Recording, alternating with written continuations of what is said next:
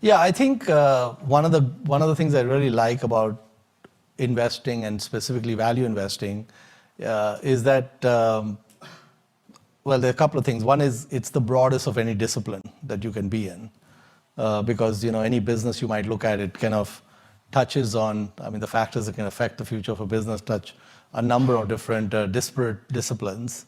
And the second is the learning never stops. So it's kind of continuous learning, if you will. And so I think as I look at, so I think Pabrai Funds is almost 20 years old, and then before that, about probably 5 years before that, I was managing my own money, the value style, if you will. And so this 25-year journey, there has been a lot of learning. I mean, if I look at Mohnish as an investor 25 years ago versus today, there's plenty of commonality in terms of core principles. The core principles don't change, but there's a lot of learning and especially a lot of learning from the mistakes.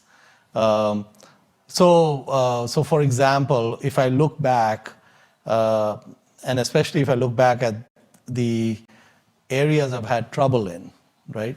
One of the big areas that I've had trouble in is levered institutions. So I've had a few picks go to zero because they were levered, and sometimes it's been leveraged companies. So what I've learned is that for whatever reason, I tell myself, Mohnish, maybe you just don't understand these things, so just stay away. Even if it looks good, just stay away. And actually, if you study Berkshire Hathaway, for example, so one of the things about investing is that John Templeton used to say that the very best investment analyst will be wrong 1/3 of the time. And so even if you look at Warren Buffett and Berkshire Hathaway, and for example, if you look at, they've bought like 80 businesses over the last 50 years, there's probably at least 1/3 of them, maybe even 40% of them, that didn't turn out so well.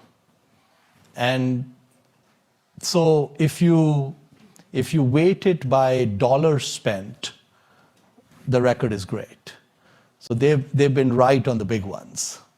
But if you equal weight them all, the record wouldn't be great because there were a number of them. So Berkshire Hathaway, for example, bought a lot of retailers, a lot of furniture retailers and so on. Most of them have not worked out so well. So they had a lot of success with Borsheim's, which is a jeweler. They had a lot of success with Nebraska Furniture Mart. Subsequent to that, they bought a lot of other jewelers and other furniture operations. Most of them didn't do so well. Those are very tough businesses in general. Retail is tough.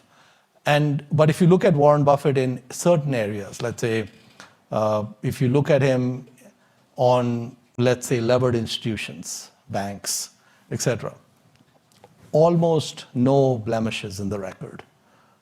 Close to 100% batting average. I think he had trouble.